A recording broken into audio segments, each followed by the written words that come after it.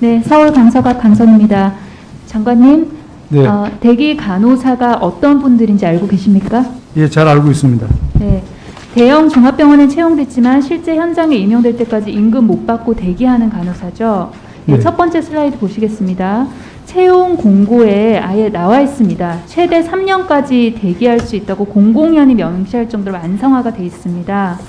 보건복지부 자료에 따르면요, 간호사 결혼식 긴급 충원위에서 상급 종합병원 및 대학병원 77개소 중 55개소가 임용 대기제도 지금 시행하고 있습니다. 다음 슬라이드 보시겠습니다.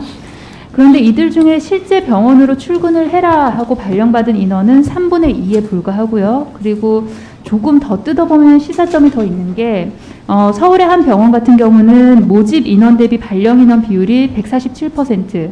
그러니까 해석을 해보면은 뽑아놓은 것보다 부족하다는 거죠. 그만큼 간호사 인력들이 빨리빨리 관두는 게 아닌가라는 것을 해석할 수 있고요. 그리고 충남의 한 병원 같은 경우는 모집 인원 대비 발령 인원 비율이 13%.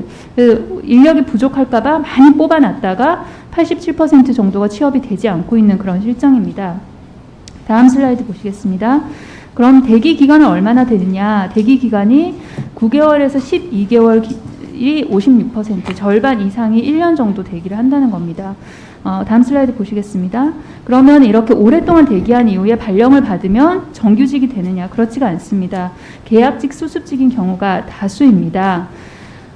이처럼 기형적인 채용 형태는요, 신규 간호사 청년 실업, 그리고 지역 및 병원 종별 간호사 수급 불균형 조장하고요. 그리고 이것은 다시 환자 안전 위협으로 이어질 수 있습니다.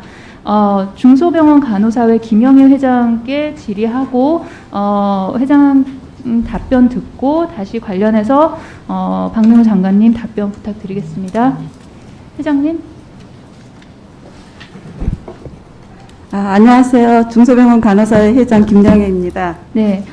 대기 간호사제로 인해서 현장에서 느끼는 어려움과 개선 방안, 그리고 관련해서 보건복지부의 입장에 대해서 어떻게 생각하시는지 답변 부탁드리겠습니다. 네. 대기 간호사의 가장 큰 문제가 제가 생각하기에는요, 큰 문제를 가지고 면허 취득을 하고 당장 병원에서 근무를 해야 되는 신규 간호사들이 대형 병원에 취업이 돼서 있는데도 불구하고 한 1년, 2년씩 대기를 하고 있다는 것이 제일 큰 문제인 것 같습니다. 저희가 바라는 것은 중소병원이든 요양병원이든 상급종합병원이든 같은 질적 간호를 할 수 있도록 하는 것이 환자분들한테도 도움이 될 거고, 그 다음에 건강에 그런 것들을 예방할 수 있는 어떤 차원에서도 교육이라든지 이런 어떤 것들을 간호사가 해줄 수 있는 그런 영역들을 할 수 있도록 해주셨으면 좋겠다라는 생각이 듭니다. 2018년도 3월에 보건복지부에서 간호사 근무 환경과 처우 개선에 대해서 이야기하셨습니다. 발표를 하셨는데요. 이거는 중소라든지 병원급에서는 간호사들 이거 전혀 모르고 있습니다. 어떤 대책을 내놨는지도 모르고 있어요. 이런 것들을 실질적으로 느낄 수 있도록 대책을 세워주셔야 된다고 생각이 되고요.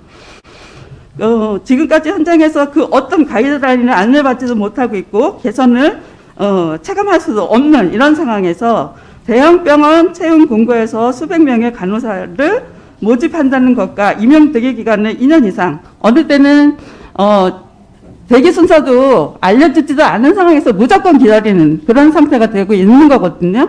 그러다 보니까 병원에 재량으로 이렇게 명시해가지고 또 이제 뭐 다른 데 못 가게 하고 이러다 보니까 더 중소병원이나 요양병원은 간호사가 부족하게 되는 그런 현실이 오고 있습니다.